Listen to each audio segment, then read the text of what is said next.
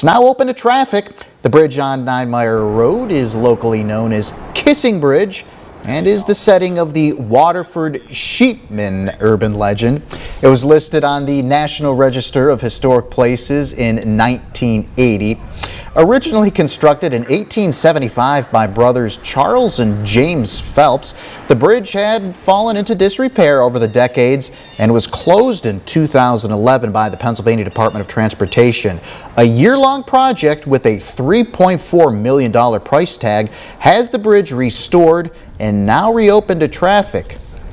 The lattice design of the bridge required an attention to detail during restoration. Make that lattice appearance and really maintaining and reusing as much of that truss as we could, the existing members based on the structural integrity. And then those diagonal members are actually held together by wooden dowel pins, which is unique.